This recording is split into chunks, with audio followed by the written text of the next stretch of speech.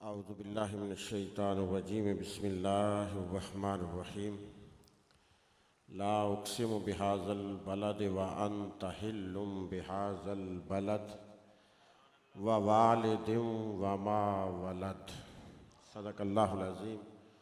الصلاۃ والسلام علیک یا سیدی یا رسول اللہ وعلی آلک واصحابک یا سیدی یا حبیب اللہ۔ اگر تکلف محسوس نہ کریں تو دروشی پڑھ لیجیے۔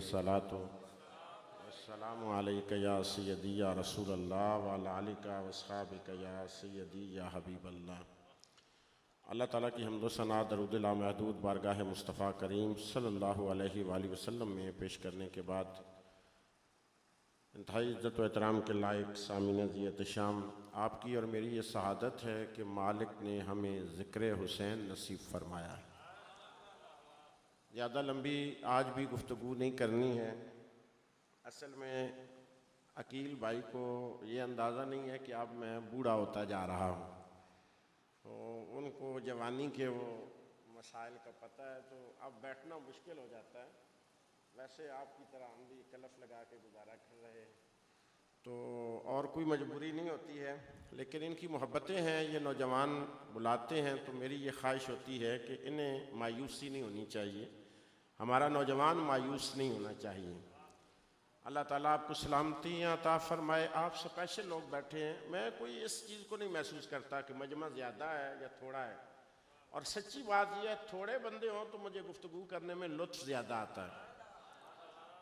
اس کی وجہ یہ ہے کہ ذرا آنکھوں سے آنکھیں ملتی ہیں، سمجھ رہے ہوتے ہیں کہ سمجھ کون رہا ہے۔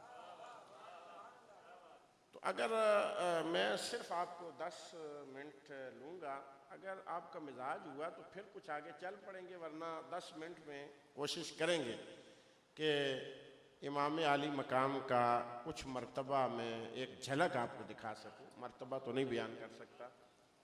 پہلی بات یہ ہے کہ امام عالی مقام کو سمجھنے کے اندر لوگوں کو بڑی غلطی ہوئی ہے، یہ عالمیہ ہے۔ دوسری طرف حضرت بھی ذکر کر رہے تھے، اس کا ایک سبب، کیونکہ میرا تعلق تحقیق کے ساتھ ہے، تو اس کا ایک سبب ہے، میں نے جو محسوس کیا ہے وہ یہ ہے کہ لوگ حسین کو جاننا شروع کرتے ہیں کہ جب حسین نے مدینہ چھوڑا۔ غلطی ہو گئی، سمجھ لیں۔ تو امام عالی مقام نے جب مدینہ چھوڑا تو آپ کی عمر 55 سال، بروایت دیگر 56 سال تھی، اور تقریباً 6 مہینے کا یہ سفر بنتا ہے شہادت تک کا۔ تو اب 6 مہینوں میں 56 سال کا امام کیسے سمجھ آئے گا؟ لطف نہیں لیا آپ۔ 6 مہینوں میں 56 سال کا امام کیسے سمجھ آئے گا؟ لطف والی بات کہوں، امام تو ایک دن کا بھی سمجھ نہیں آتا۔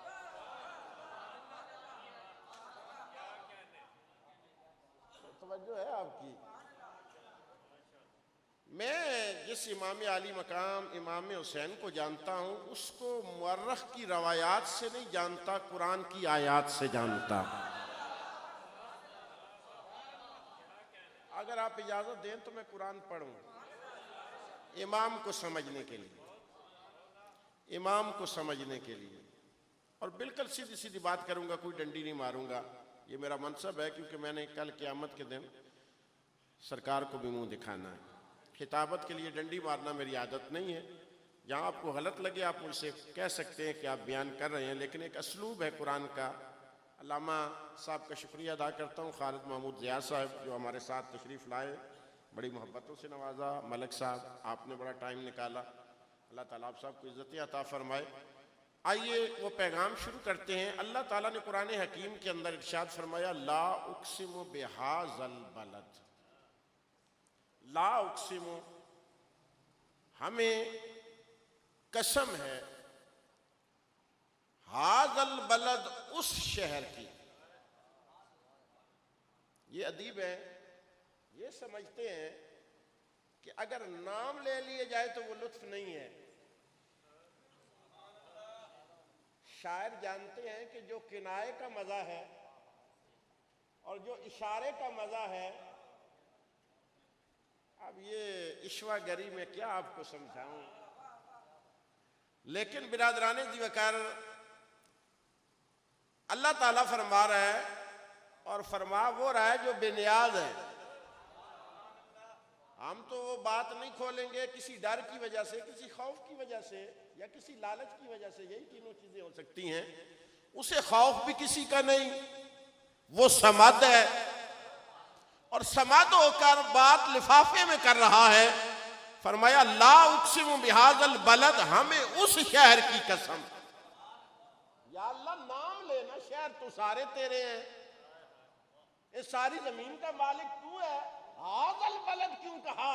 فرمایا اگر شہر کی وجہ سے قسم اٹھاتا تو پھر شہر کا نام لیتا، وجہ قسم شہر نہیں کوئی اور ہے، اس لیے شہر کا نام لینا ضروری نہیں سمجھا، ھذا البلد اس شہر کا۔ تو اب اس کے آگے فعل آگے آئے گا کہ وہ کون سا شہر ہے، ھذا البلد کون سا ہے؟ فرمایا ہم ایک نشانی بتا دیتے ہیں، تلاش تم کر لینا۔ ہم نشانی بتاتے، ہم نے کس شہر کی قسم اٹھائی؟ فرمایا بتائیے رب قدیر۔ فرمایا وَأَنْتَ حِلٌّ، اگر آپ عربی کا لطف لیتے نا، حِلٌّ کا معنی جو میں اپنی زبان میں سمجھوں اشفاق بھائی، محبوب کے پب رکھنے کو کہتے ہیں۔ جو اگلے پنجے ہوتے ہیں نا محبوب، وہ نازک ہوتا ہے اتنا کہ وہ پیچھے پاؤں پورا نہیں رکھتا، صرف پنجہ رکھتا ہے اپنا۔ تو فرمایا وَأَنْتَ حِلٌّ بِهَذَا الْبَلَدِ، فرمایا ہمیں شہروں سے کیا لینا دینا؟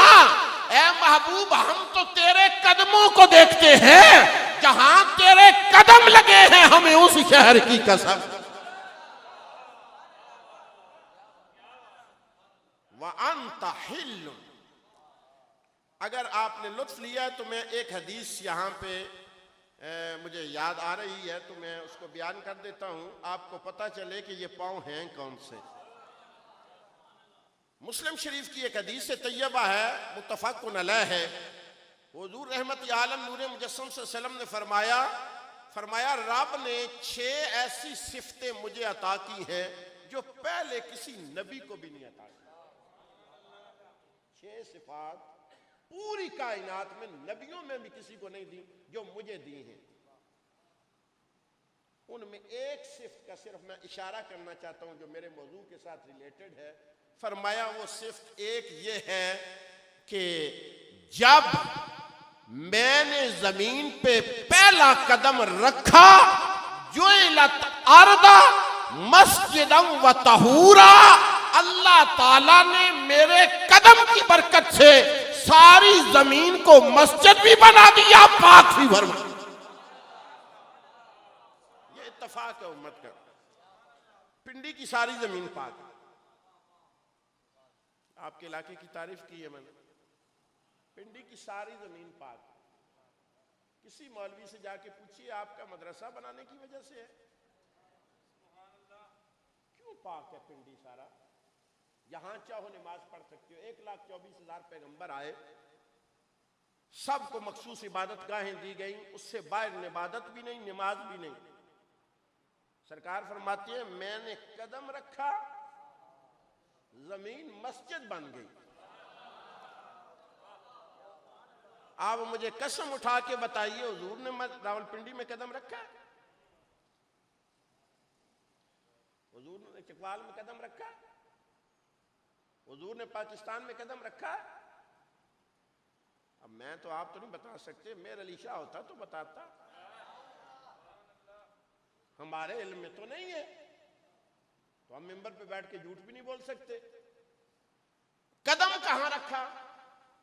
مکے کے اندر۔ پہلا قدم کہاں رکھا؟ مکے کے اندر۔ زمین کہاں کی پاک ہو گئی؟ پوری پنڈی پاک ہو گیا، چکوال پاک ہو گیا، پاکستان پاک ہو گیا۔ مولوی کو یہاں کوئی پریشانی نہیں ہوئی۔ میں نے کہا قدم وہاں ہوا، پاکی یہاں کیسے پہنچی؟ قدم وہاں لگا، پاکی یہاں کیسے پہنچی آپ سمجھے نہیں۔ جس کا پاب لگے مکے کے اندر دھرتی راول پنڈی کی پاک ہو جاتی ہے، تو جو اس کی جانیں ہوں وہ کیسے پاک نہیں ہوں گی؟ جو اس کے جسم کے حصے ہوں ان کی طہارتوں کا عالم کیا ہوگا؟ تو فرمایا وَأَنْتَ حِلٌّ بِهَذَا الْبَلَدِ، آپ اس شہر میں چلتے ہیں۔ اب دو اتفاق باتیں میں آپ کو بتاؤں، یہ تقریر اگر میں شروع کروں تو یہ پورا گھنٹہ اس پہ بحث ہے، لیکن میں خلاصہ آپ کے سامنے رکھ رہا ہوں۔ هَذَا الْبَلَدِ سے مراد عبداللہ ابن عباس سے لے کر حضور ضیاء الامت تک سارے مفسرین نے لکھا اس سے مراد شہر مکہ ہے اور وجہ عظمت حضور کے قدم۔ خلاصہ بیان کر دیا میں نے۔ اب اس آیت کی وجہ سے سارے مفسرین کے نزدیک مکہ سارے شہروں سے افضل ہے۔ یہ اتفاق ہے امت کے اندر، مکہ سارے شہروں سے افضل ہے، اور وجہ افضلیت حضور کے قدم ہے۔ اب اس پہ سب کا اتفاق ہے، امت میں آج تک جھگڑا نہیں، اتفاق۔ آج کل کے جتنے مفتی ہیں نا، میں تو مفتی نہیں ہوں، میں تو بڑا قیمتی ہوں، لیکن جو مفتی ہیں وہ سارے اس پہ متفق ہیں کہ مکہ سارے شہروں سے افضل ہے، اور وجہ عظمت حضور کے قدم۔ اب ایک دیوانہ بھی ہے، دیوانے سوال بھی کر دیتے ہیں۔ قاضی ایاز مالکی رحمت اللہ تعالی، علامہ صاحب صاحب شفا، اور آپ نے نعتیں سنی نا اتنے نعت خانوں سے، میں نعت خانوں سے کبھی بور نہیں ہوتا، میں ایسا بندہ نہیں ہوں۔ اس کی وجہ یہ ہے کہ حضور کی صفت بیان کرنا کوئی عام سی بات ہے، حضور کی صفت بیان کرنا کوئی عام سی بات ہے۔ قاضی ایاز مالکی بیسیکلی محقق تھے، محدث تھے۔ بخاری شریف کھولی، فوراً رکے، شاگردوں کو کہا قلم دوات لانا، ہیڈ لائن کیا، حدیث کو ادھر نوٹ کر دیا۔ مشکات شریف کھولی، فوراً خیال آیا، نشان لگایا، نوٹ کر دیا۔ ایک عرصے تک قاضی ایاز مالکی یہ کرتے رہے۔ ایک دن شاگردوں نے دیکھا تو اتنی ساری کتاب مرتب ہو چکی ہے مطالعے کے دوران۔ فرمایا حضور اس میں ہے کیا؟ فرمایا میں نے جتنی حدیثیں پڑھی ہیں سرکار کی شان کے جو مطابق ہے نا، سر سے بالوں سے لے کر پاؤں کے ناخنوں تک، وہ ساری حدیثیں میں نے اس میں جمع کی ہیں۔ فرمایا حضور اجازت ہو تو کتاب بنا دے؟ فرمایا بنا دو۔ کہا اس کے اوپر نام کیا لکھے؟ سر کے بالوں سے لے کر پاؤں کے ناخنوں تک حدیثیں اکٹھی ہو گئی۔ فرمایا اتنی کتاب بن گئی، اس کا نام کیا رکھیں؟ فرمایا یہ صرف کتاب نہیں ہے، فرمایا اس کے اوپر لکھ دو ھذا کتاب شفاء۔ فرمایا یہ صرف کتاب نہیں ہے، یہ شفا والی کتاب، یہ شفا والی کتاب ہے۔ جسے بیماری ہو وہ یہ پڑھ لے تو اسے شفا مل جائے گی۔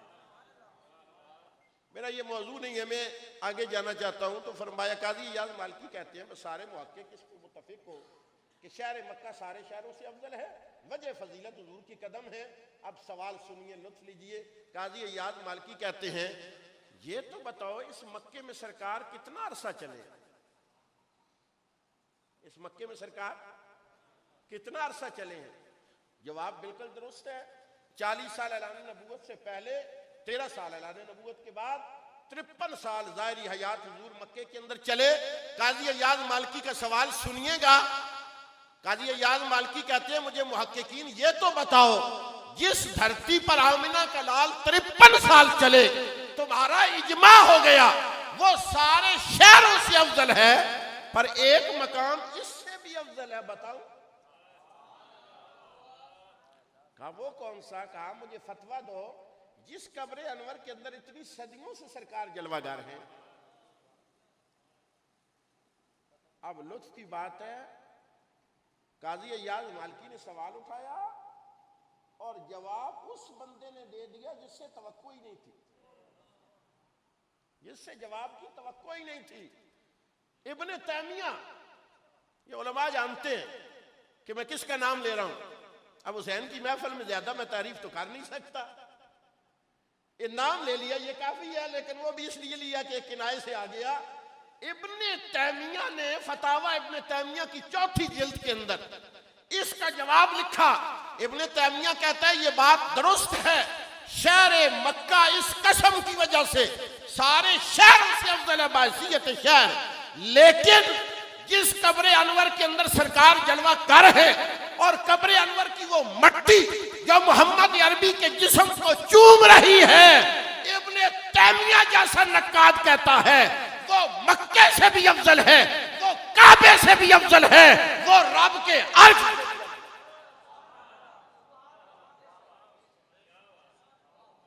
اب فتاوی میں نے اس کا دے دیا کہ اب کسی اور فتوے کی لوڑ ہی نہیں،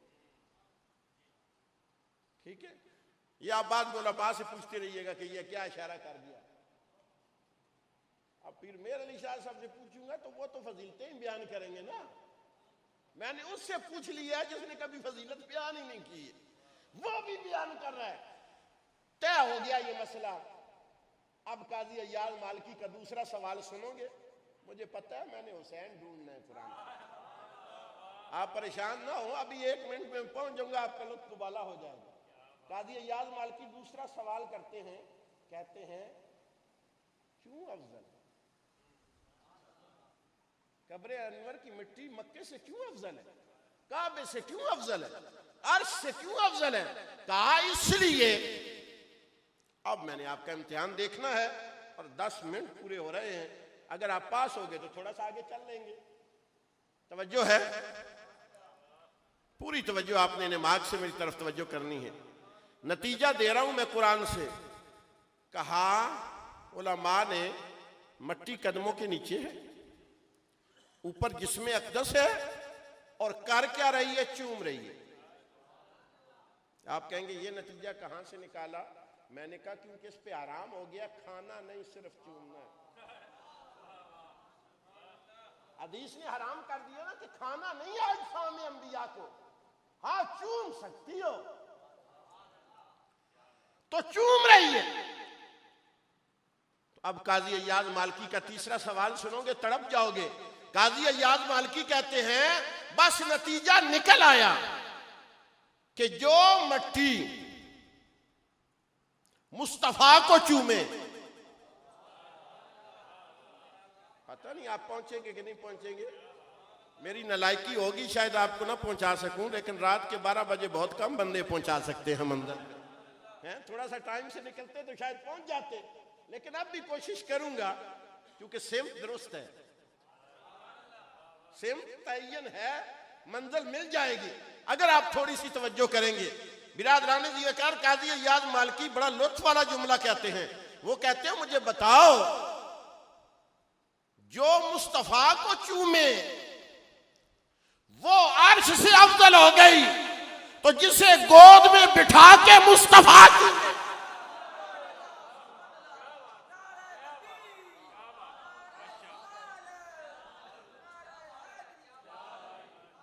آدھے بندوں تک میرا پیغام پہنچا۔ توجہ ہے نا آپ کی؟ فرمایا جو مٹی مصطفیٰ کو چومے وہ عرش سے افضل ہے، ابن تیمیہ کہتا ہے، اور میں ابن تیمیہ کی ساری مانوی اولاد سے پوچھتا ہوں، اور جو قدموں کے نیچے آ کے چومے وہ عرش سے افضل ہے جس کو مصطفیٰ چومے۔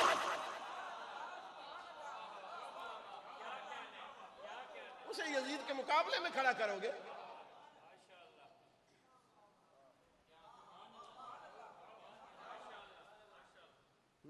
میں نے اس لیے کہا تھا مدینے سے نکلتا ہوا حسین نہ دیکھو، مدینے میں آتا ہوا حسین دیکھو، جو قرآن کے پاروں سے نکل کر گود فاطمہ کے اندر اترا۔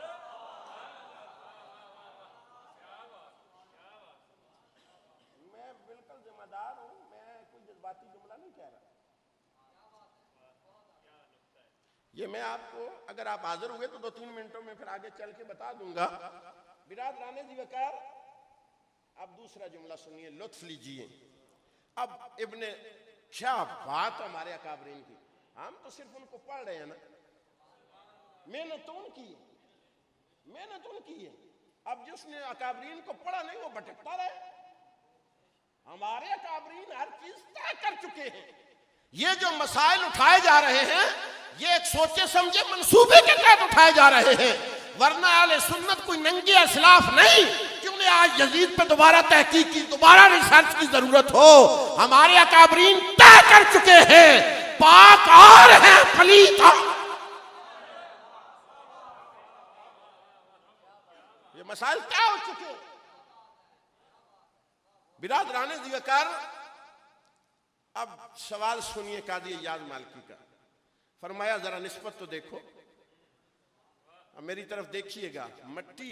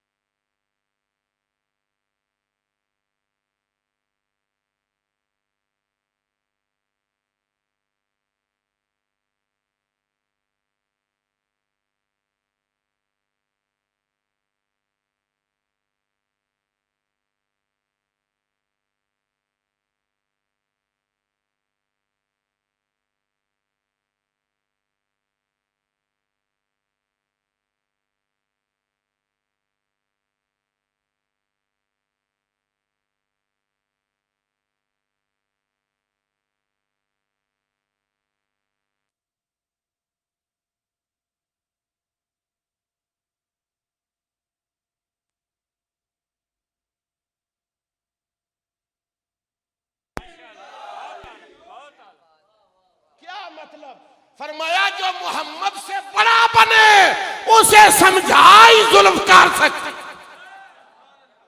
ایک اور بھی آیا تھا، مجھے سارے منظر یاد ہیں، میں حیدری ہوں، مجھے سارے مناظر یاد ہیں، میں حیدری ہوں. ایک اور بھی منظر تھا جب خیبر میں 40 دن ہو گئے نا، تو ایک دن وہ باہر نکلا خول پہن کے، اس نے کہا میں مرحب ہوں، لا میرے مقابلے کے اندر. سرکار نے پھر دیکھا، فرمایا یا علی،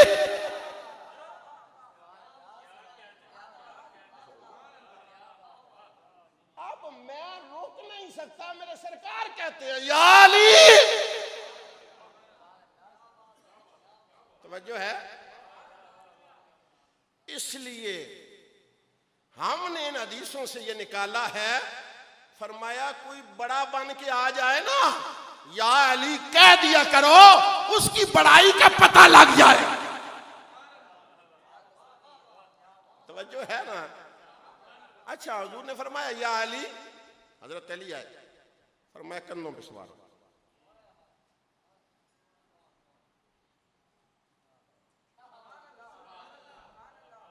سوار ہو جاؤ. حضرت علی سوار ہو گئے، فرمایا گرا دو.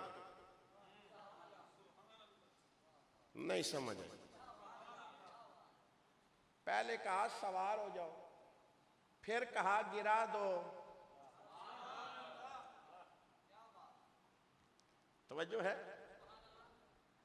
بہرحال میں آگے گزرتا ہوں، ثقیل ہو رہے ہیں جملے آپ کی تھکاوٹ کی وجہ سے. آپ ٹائم پہ ہوتا کام تو میں آپ کو کہیں اور لے کے جاتا، لیکن پھر بھی یہ مقدس ذکر ہے، انشاءاللہ قلوب کو سرور دے گا. ہماری کوئی اوقات نہیں ہے، حیثیت نہیں ہے. گرا دیے، اب اتار جانا چاہیے تھا، کام مکمل ہو گیا. لیکن حضور نے یوں دیکھا، اب علی کندھوں پہ. کاش کہ آپ سمجھیں. آپ سمجھے نہیں علی کون ہے؟ جسے مصطفیٰ یوں دیکھے. آپ سمجھے نہیں، علی کو دیکھنے کے لیے نظر اونچی کرنی پڑتی ہے. فرمایا علی جی آقا، فرمایا ہمارے کندھوں پہ سوار ہو کر کائنات کو بتاؤ تو صحیح نا اونچے کتنے ہو گئے ہو.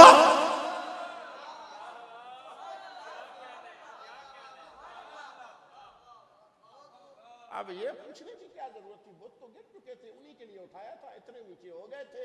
لیکن سرکار بتانا چاہتے تھے اگر اتنا اونچا کرنا ہوتا یہ کام تو وہ جو باہر پتھر رکھا ہے وہ بھی کر سکتا ہے. نہیں آپ کو سمجھ آئی؟ اتنا اونچا تو مقام ابراہیم والا بھی ہو جاتا تھا نا.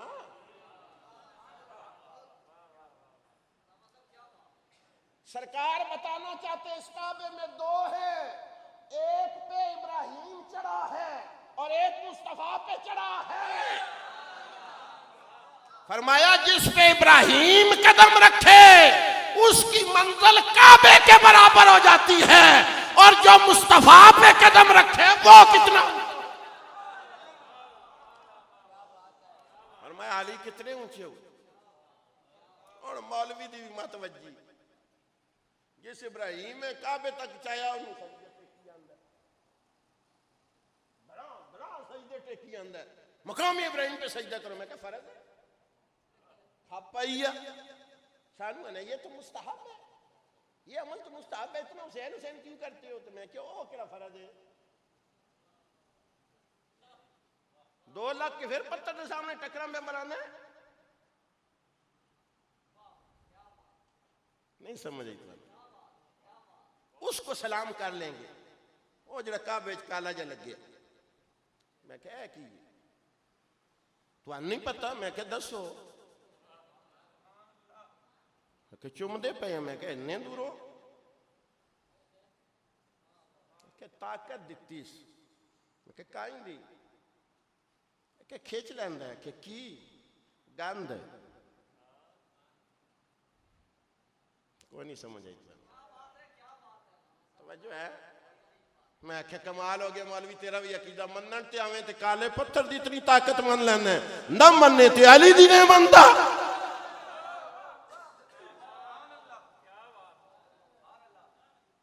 کمال ہو گیا. عقیدہ تو ایک ہے نا، مذہب تو ایک ہے نا اسلام. اور جس اسلام میں پتھر کو اتنی طاقت ہے تیرے سارے گند کھینچ لیتا ہے، تو جو انما یرید اللہ کی چادر کے نیچے آیا ہے اسے. توجہ ہے آپ کی؟ فرمایا علی کتنے بلند ہوئے ہو؟ فرمایا یا رسول اللہ. علی سمجھ گئے کہ سرکار قیامت تک لوگوں کو سنانا چاہتے ہیں. فرمایا یا رسول اللہ یہ تو کعبے کی دیواریں تھیں اور حکم بھی تھا کہ یہاں سے گرانا ہے. اگر آپ کہیں تو میں عرش کا پایا پکڑ سکتا ہوں. میں بغیر کسی تفصیلی اور خطابانہ بحث کے سیدھا جملہ کہنا چاہتا ہوں. علی ایک دفعہ مصطفیٰ کے کندھوں پہ سوار ہوئے. تو جو ایک دفعہ سوار ہو چودھری صاحب وہ کہتا ہے میں عرش کو پکڑ لیتا ہوں. تو جس کا سارا بچپن ہی کندھوں پہ گزرا،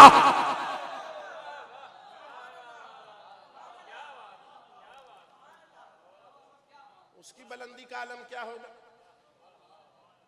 اس کی بلندی کا عالم کیا ہوگا؟ اس کے عروج کا عالم کیا ہوگا؟ اللہ اکبر کبیرہ. لوگوں کو سمجھ نہیں آئی. وہ کیا کہتے ہیں کہ عقل ہوتی تو خدا سے نہ لڑائی لے. وہ کندھوں پہ چڑھا کے کبھی علی کو بلند کر رہے ہیں، کبھی حسین کو بلند کر رہے ہیں، کبھی حسن کو بلند کر رہے ہیں، کائنات کو بتانے کے لیے کہ یہ کتنے بلند ہیں۔ اللہ اکبر کبیرہ۔ اور اگلا جملہ سنو، آپ کہیں گے یہ تو آپ نے تعویلیں کی ہیں۔ میں نے کہا تعویلیں نہیں کی، آگے ان کا ذکر ہے۔ میں آیت سے باہر نہیں گیا علامہ ضیاء صاحب، یہ آیت کے اندر ذکر ہے، لا اقسم بہذا البلد وانت حل بہذا البلد۔ آگے کس کا ذکر ہے؟ ووالد وما ولد۔ اور ابن عباس سے پوچھو جس نے تفسیر محمد کے پاس بیٹھ کے پڑھی ہے، میں نے کہا مجھے بتائیے آپ نے مصطفیٰ سے پڑھا ہے، یہاں والد سے مراد کون ہے اور بیٹے سے مراد کون ہے؟ کہا محمد تیری جد اسماعیل کی قسم تیری نسل حسین۔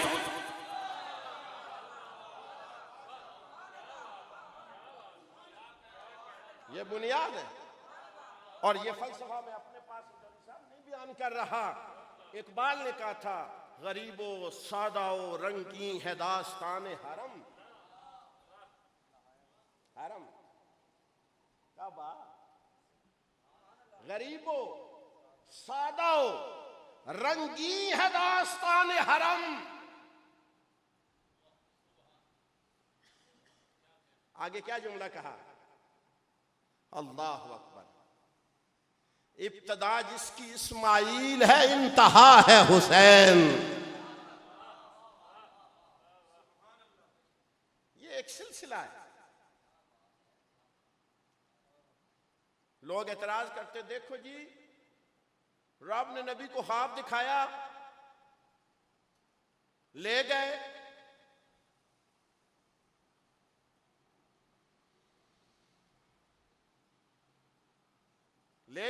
لٹایا، یہ کون سا کمال ہوا کہ ذبح ہی نہیں ہوئے؟ میں نے کہا انہوں نے تو لٹا دیا تھا، اب خالق کی مرضی ہے، اور قبول اس نے اسی وقت کر لیا تھا، لیکن فرمایا اسماعیل تجھ پہ چھری چلانی نہیں ہے کیونکہ تیرے جسم میں محمد کا نور آ چکا ہے، لہذا اس کو مؤخر کر دیتے ہیں، جب یہ نور حسین میں منتقل ہوگا ہم قربانی قبول کر لیں گے۔ اور برادران ذی وقار، یہ گھرانہ اتنا مقدس ہے۔ ایک جملہ آپ کے لطف کے لیے اور سنا دیتا ہوں۔ اللہ تعالیٰ نے قرآن حکیم کے اندر ارشاد فرمایا انما یرید اللہ لیذھب عنکم الرجس اہل البیت ویطہرکم تطہیرا۔ اس پہ آپ نے تفصیلاً محرم شریف کے خطبات کے اندر تقریریں سنی ہوں گی، لیکن چونکہ میں سنی سنائی نہیں کرتا، استدلال اپنا ہے تو تھوڑا سا ڈیفرنٹ یقیناً ہوگا۔ یہ انما جو ہے یہ حصر ہے، یہ تو علماء کو میں نے سبق سنایا تاکہ انہیں پتہ چلے بس کچھ آتا ہے ایسے، وہ جنہیں ماردہ پیا، انما حصر ہے۔ اب ان کو حصر کون سمجھائے؟ اب خطیب کا کام ہے کہ علماء کی بات عوام کو سمجھائے، اسے خطابت کہتے ہیں۔ میں آپ کو سادہ سا سمجھاتا ہوں، آپ ایک پرکار لے کر دائرہ لگا دیں، اب جو اس دائرے کے اندر ہے وہ باہر نہیں، اور جو باہر ہے وہ اندر نہیں۔ اللہ تعالیٰ نے فرمایا ساری کائنات کو بنا کر انما کہہ کے ان پانچوں کو نکال لیا ہے۔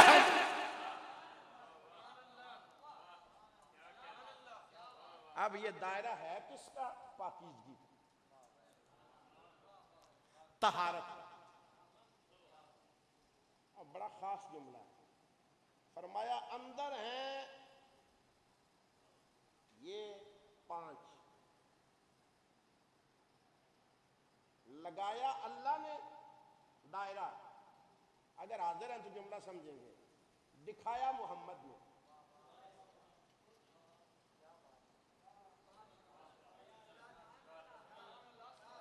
انما کا دائرہ لگایا رب نے، دکھایا مصطفیٰ نے۔ فرمایا جو اس چادر کے اندر ہیں ان جیسا باہر کوئی نہیں۔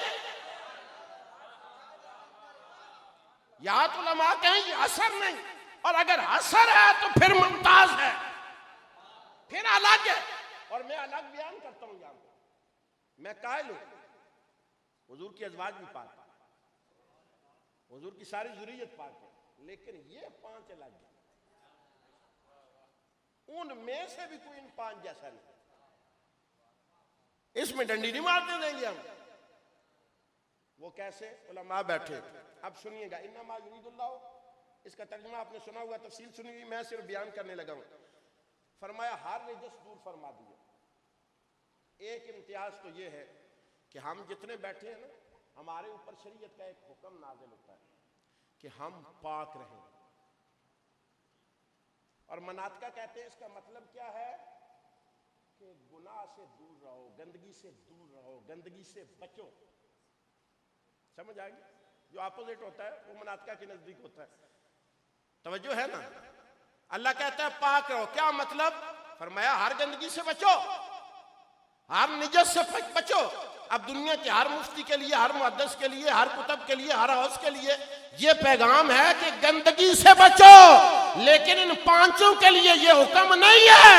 جب ان 5 کا دائرہ آیا، اب گندگی کو حکم دیا خبردار ان کے نزدیک نہ. ایک لطیف جملہ کہنے لگا ہوں اگر آپ حاضر ہیں. ڈر ہے کہ 1 بجے کے قریب ضائع نہ ہو جائے یہ لطیف جملہ، لیکن چودھری صاحب کی ہمت کو دیکھتے ہوئے میں عرض کر رہا ہوں. گندگی کو حکم ہے کہ ان کے نزدیک، گندگی کو حکم ہے ان کے نزدیک. حکم کس کا ہے؟ اب کوئی نہ آئے تو ہم کیا کہہ سکتے ہیں. حکم گندگی کو ہے، جو بھی ہو، کسی صورت میں بھی ہو.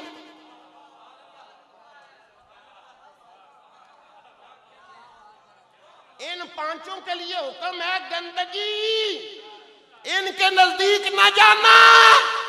میں نے کسی کا نام نہیں لیا. اب جو پنجتان پاک کے نزدیک نہیں، وہ کہتا پھرے ہم نزدیک نہیں. میں نے کہا رب نے تمہیں جانے نہیں دیا.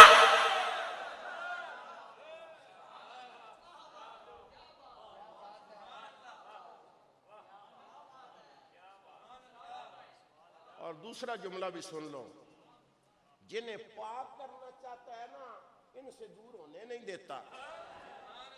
فرمایا گندے ہو جاؤ گے، ادھر ہی پڑے رہو، ادھر ہی پڑے رہو. اچھا جملہ سن لیجئے. میری محنت پوری ہوگی، آنے کی تھکاوٹ دور ہوگی. اللہ آپ کو سلامت رکھے. مجھے جو ڈر تھا وہ نہیں ہوا. 4 بندوں تک بھی حسین کا عشق پہنچ گیا. میرا آنا پورا ہو گیا، میری نوکری پوری ہو گئی ہے. اب توجہ سے سنیں. مسجد نبوی خطیب کوئی عام نہیں ہے، امام الانبیاء ہے. اور سامعین بھی کوئی عام نہیں ہے، صحابہ کرام. بڑا خاص مجمع ہے، بڑی خاص جگہ ہے. جگہ بھی منتخب ہے، خطیب بھی منتخب شدہ ہے، مجمع بھی منتخب شدہ ہے. اور خطیب کیا کہہ رہا ہے؟ میرے غلاموں، رب کا حکم آ گیا، پاک رہو. مناطقہ نے بڑی خوبصورت بات کی. وہ کہتے ہیں اس کا مطلب ہے بندہ ناپاک ہو جاتا ہے. تبھی تو کہا پاک ہو. اگر ناپاک نہیں تو پاک کیسے ہوگا؟ پہلے ناپاک ہوگا پھر پاک ہوگا. توجہ ہے نا؟ تو فرمایا میرے صحابہ، جب کوئی ناپاک ہو جائے تو فوراً پاک ہو. اور اس پاک ہونے کا ایک تربیتی جملہ بھی سننے. سارے نوجوان بیٹھے ہیں ہماری مجالس میں، یہ بھی محفل ہوتی ہے، آپ ایسے سوال جھجک کے نہیں پوچھتے. انسان کے اندر کچھ ایسی غلاظتیں ہیں کہ جو ظاہر ہو جائیں تو بندہ ناپاک ہو جاتا ہے فطرتاً، جنسی طور پر. اب ان کی پاکی کا جو لمٹ ہے وہ کیا ہے؟ یہ مسئلہ ایک بندے کو اگر نہیں پتہ چل گیا تو حسین میرا ذکر قبول کر لیں گے. اس کے لیے مسئلہ یہ ہے کہ اگر آپ عشاء کے بعد ناپاک ہوئے ہیں تو فوراً غسل کریں، فوراً پاکی اختیار کریں. لیکن اگر دیر بھی ہو جائے تو حد یہ ہے کہ فجر سے پہلے پاک ہو جائیں. اگر آپ کی اس ناپاکی میں فجر رہ گئی، فجر چھوڑنے کا الگ گناہ ہوگا، ناپاک رہنے کا الگ گناہ ہوگا. توجہ ہے؟ یہ لمٹ ہے کہ اس کے اندر مسلمان ناپاک اس سے زیادہ نہیں رہ سکتا. جلدی پاک ہو جاؤ. فرمایا ایک اور حکم ہے ہمارا. فرمایا کیا؟ فرمایا جو بھی ناکام، جو بھی ناپاک ہو ہماری مسجد میں نہ آئے. جو بھی ہو ہماری مسجد میں پہلے پاک ہو پھر آئے. مسجد میں داخل نہیں ہو سکتا سوائے دو کے.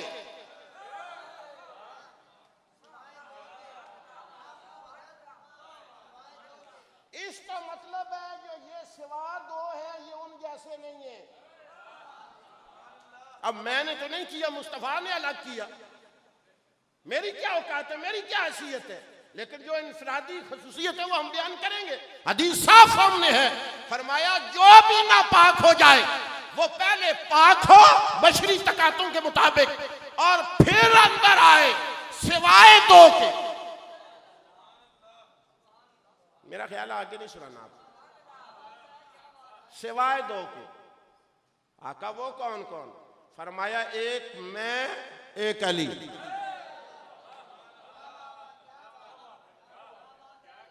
توجہ سے سنیے گا، توجہ سے سنیے گا. یہ جملے آپ کو مولویوں سے، روایتی مولویوں سے، خطیبوں سے نہیں ملیں گے. سمجھ آئیے؟ اس کے لیے رات جگہ کاٹنے پڑتے ہیں. ٹھیک ہے؟ الخطیب بن پڑھ کے نہیں یہ آتی چیزیں. ظلم یہ ہوا ہمارے ساتھ، تحقیق ختم ہو گئی ہے.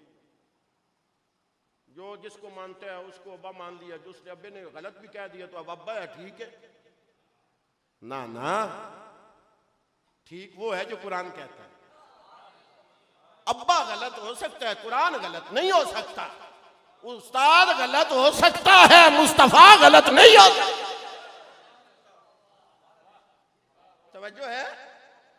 فرمایا سوائے دو کے. تو اس کا مطلب یہ نکلا کہ یہ جو دو ہیں یہ کسی حالت میں بھی ناپاک نہیں ہوتے. ان پہ وہ فطری کیفیت نازل نہیں ہوتی. یہ ساروں میں لکھا. اگر ہوتی تو پھر انہیں بھی پاک ہونا پڑتا.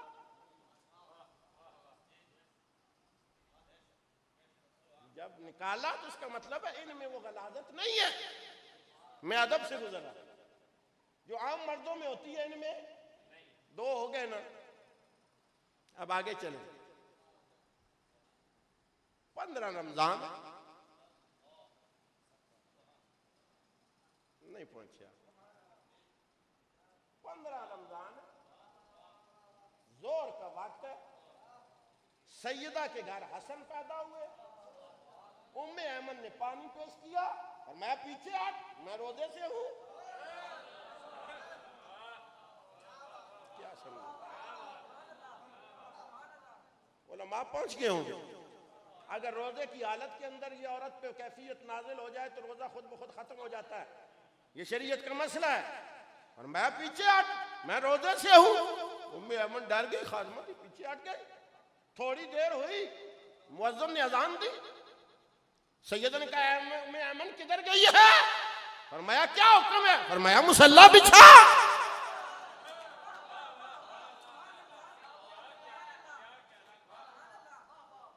کہا سیدہ کیا ہوا؟ فرمایا نماز پڑھنی ہے. سیدہ بستر سے سیدھے مصلی پر. اب ام ایمن سے ہضم نہ ہوا، گھبرا گئی، فوراً بھاگتی بھاگتی سرکار کے پاس آئی. فرمایا یا رسول اللہ غضب ہو گیا. فرمایا کیا ہوا؟ فرمایا فاطمہ کے ہاں حسن پیدا ہوئے، روزہ بھی نہیں توڑا، وضو بھی نہیں کیا اور اثر پڑنے لگی.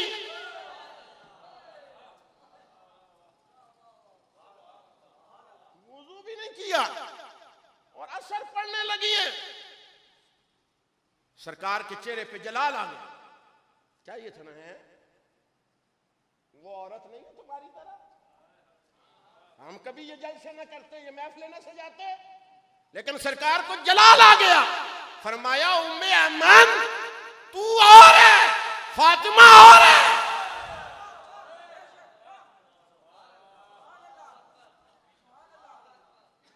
ام ایمن کو پھر بھی سمجھ نہیں آئی. فرمایا یا رسول اللہ کیا مطلب؟ فرمایا فاطمہ بتول ہے. علماء سے پوچھئے بتول کسے کہتے ہیں؟ دنیا میں صرف 2 عورتیں بتول ہوئی ہیں. اب اس طرف چل پڑا تو اور معاملہ آگے چلا جائے گا نا. دنیا میں 2 عورتیں بتول ہوئی ہیں. ایک جناب مریم بتول ہے, ایک سیدہ زہرا بتول ہے. اب بتول اسے کہتے ہیں کہ عام عورتوں کے جسم سے جو ہر مہینے غلاظت نکلتی ہے, جس عورت کے جسم کے اندر اللہ تعالیٰ پاکی کی وجہ سے یہ غلاظت رکھے نہ, اسے بتول ہے.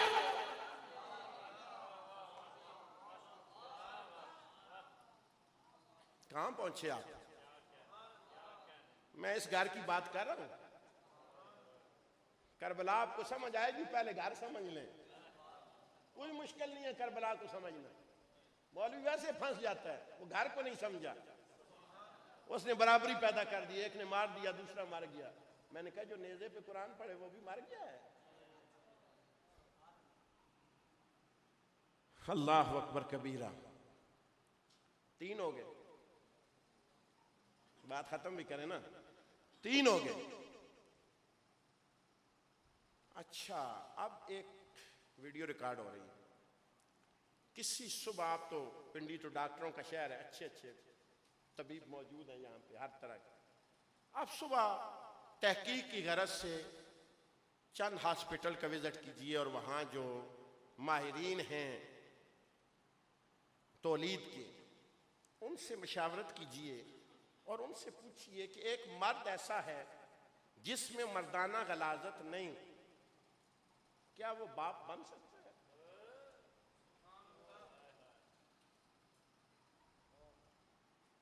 میڈیکل سائنس کہتی ہے یہ ناممکن. پھر ان سے پوچھئے کہ جس عورت کے اندر وہ غلاظت نہ ہو وہ ماں بن سکتی ہے؟ وہ کہیں گے دونوں بانچ ہے, ایک میں آپ وہ تب بھی نہیں بن سکتے. دونوں میں سے ایک میں کمی ہو پھر بھی نہیں بن سکتے. میرا رسول کہہ رہا ہے نہ علی میں غلاظت ہے نہ فاطمہ میں غلاظت ہے. میں سوال قائم کر کے جا رہا ہوں, پھر حسن کی تخلیق کیسے؟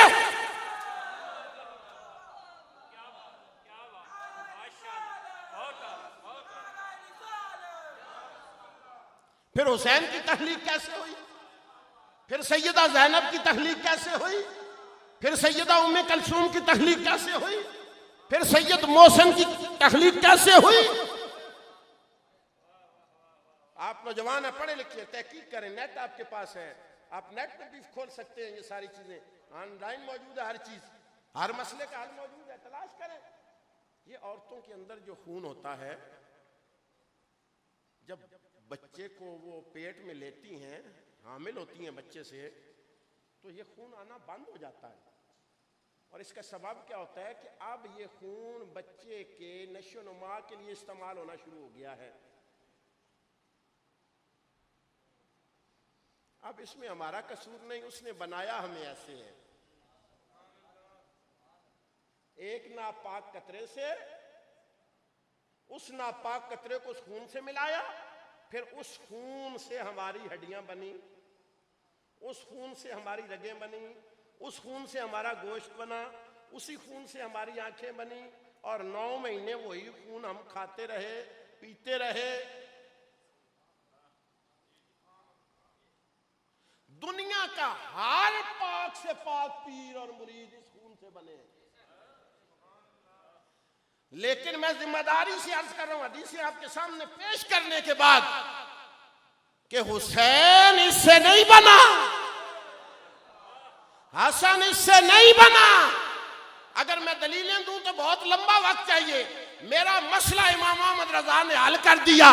امام نے کہا میں تمہیں بتاتا ہوں, 26 علوم پڑھ کر, اتنی بڑی فتاوی 30 جلدوں کے اندر لکھ کر, حدیث کو تجدید کرنے کے بعد, فقہ پہ امام اعظم کا ثانی بننے کے بعد, ساری تحقیقیں اکٹھی کرنے کے بعد احمد رضا اس نتیجے پہ پہنچا ہے ساری کائنات گندے خون سے بنی ہے، لیکن فاطمہ کے گھر جو آئے ہیں تیری نسل پاک میں ہے، بچہ بچہ نور کا، تو ہے نور تیرا سب.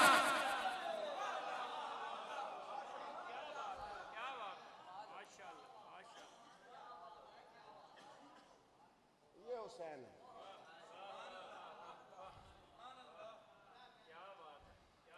اور جو مقابلے میں ہے وہ اتنا پلید ہے کہ میں اس کا ذکر بھی مسجد میں نہیں کر سکتا.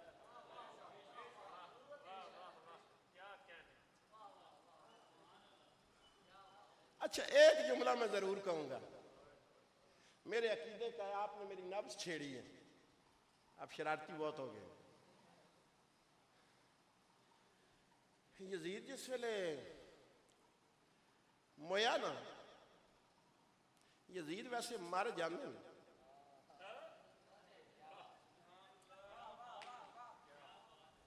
جتنے بھی ہوں مر جاتے ہیں، زندہ حسین ہی رہتے ہیں. مر گیا.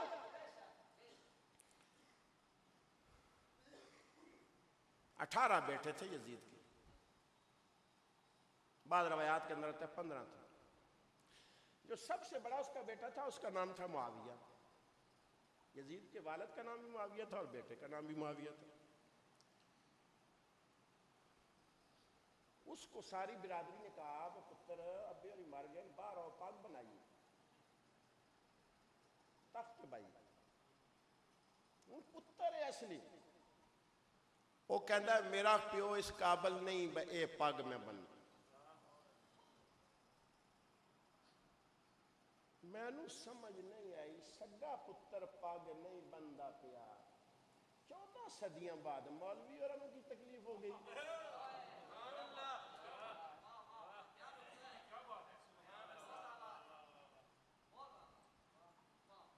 6 مہینے وہ زندہ رہا، وہ باہر نہیں نکلا. وہ کہتا ہے میں کسی کو منہ دکھانے کے قابل نہیں، کیونکہ میرا باپ یزید ہے. اور اندر ہی کڑ کڑ کے مر گیا. وہ کہتا ہے میں حسین سے پیار کرتا ہوں. جس تخت پر حسین کے خون کے چھینٹے ہو میں اس پہ نہیں بیٹھوں گا.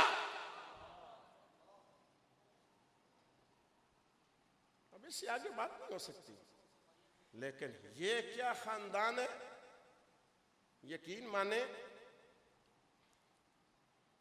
مجھے سمجھ نہیں آتی. امام علی مقام کی شہادت کے بعد یہ مسلمہ حقیقت علامہ صاحب پورے بنو امیہ کے دور کے اندر سوائے عمر ابن عبدالعزیز کے